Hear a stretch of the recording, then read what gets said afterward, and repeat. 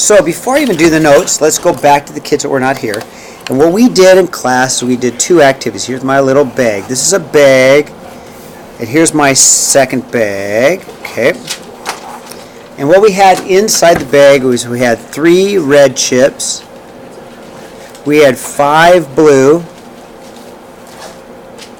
And we had 2 white. Okay. And we wanted to find out what the probability was of drawing. We wanted to draw 3 reds. Now the first event was we'd do it without replacement. Without replacement, right? So if I drew out a red, we'd pull out a red, and of course the probability is 3 out of 10.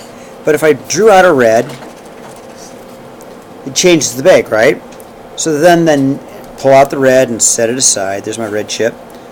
So it changes the bag. So the second draw has 2 reds out of 9 chips. So it changed the bag, right? And then I pull out a red. Okay, there's another red. And to get the last one to be 1 out of, it changes the bag, 8. Okay.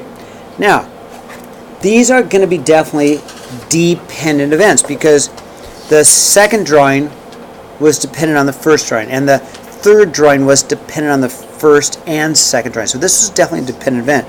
The second time we did this, we had our red, red, red. We had our blue, blue, blue, blue, blue, and we had our white, white. And this time we did it with replacement. So that when we drew a red, but we put it back in. Okay? So the probability is 3 out of 10, but to draw the next red, this one went back in, it's going to be 3 out of 10 again. So I have my red, woohoo, win, I put it back in. The third drawing is still going to be 3 out of 10. So the probability of the first one was 6 out of 720. And the probability of the second one was 27 out of 1,000. Okay? As a percentage, we got this one to be about 0.8%. And this one we got to be about 2.7%. So obviously, to draw 3 reds in a row is hard anyway, but it's easier with replacement. Of course, the obvious reason is because when you go to draw another red, there's more reds in the bag, right? That's the obvious part. But here's the probabilities. With replacement, it does not affect the first or second drawing, does it? So if we go to our notes, and Kurt said, if we're going to do an independent event, with replacement is independent because it doesn't affect it, right? But the dependent event is where you don't replace. This is without replacement. So if you pull it out, it changes the bag. So then the second drawing is dependent on the first drawing, right? And if I don't get a red, that could be to my favor, but maybe not, right? And of course, sample space is all possible outcomes, okay?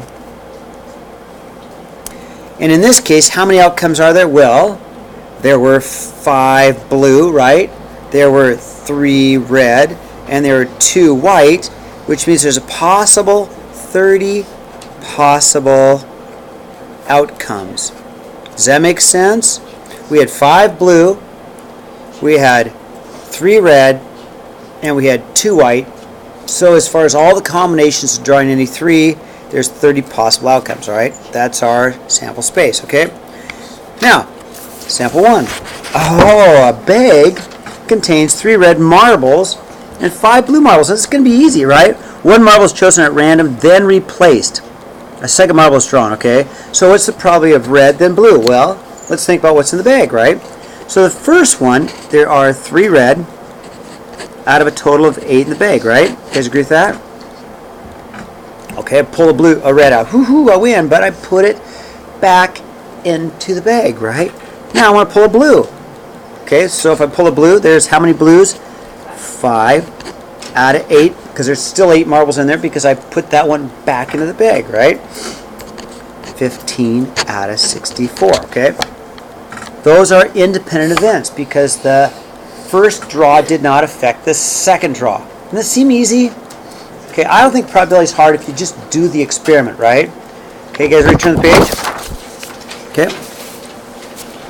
Now, 14. How many different 4-letter arrangements can be made from the letters of Jupiter? Okay. How many 3-letter arrangements can be made? And now this is a little bit different. This is not probability. This is just combinations, right? So there's 1, 2, 3, 4, 5, 6, 7 letters. Okay. Do any of them repeat? Do I have any letters that are repeating?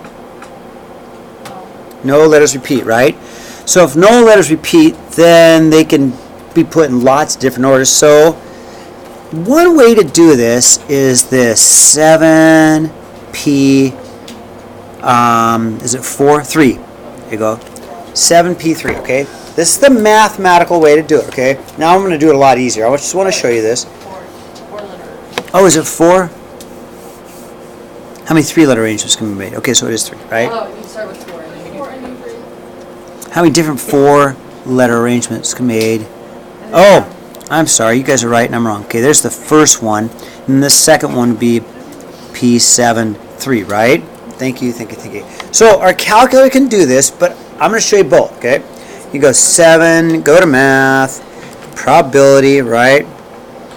And you go 3. So I get an answer of 210 ways. So you can rearrange those letters in 210 ways, okay? That'd be a lot to do. Okay? Or how would I do this? I go, well, I'd go 7 ways, then 6 ways, then 5 ways, then 4 ways. You okay with that? Which should also be 210. We got 7 ways to put them in. We put a letter down, right? 6 left, 6 ways to put it in, put a letter down, right? Okay, there's 5 ways to go, put a letter down, then there's 4 left, 4 ways, okay? And then we should get the exact same answer. 7 times 6 times 5 times 4. Hey! I got a different answer. Well, because there's 2 different ways. The first one you did Oh, I did the 3? yeah, you did the 3. Oh my The second goodness. one you did the 4. You guys, help me out here. Let's do it again. So the 4-letter arrangement is 840, 840. and the This should be 3-letter arrangements is 210. There you go. Thanks, Katie, because that's my 7 times 6 times 5, right? Yeah. Easy, right? Okay, that's all I have for you today, you guys. I don't think probability is that hard.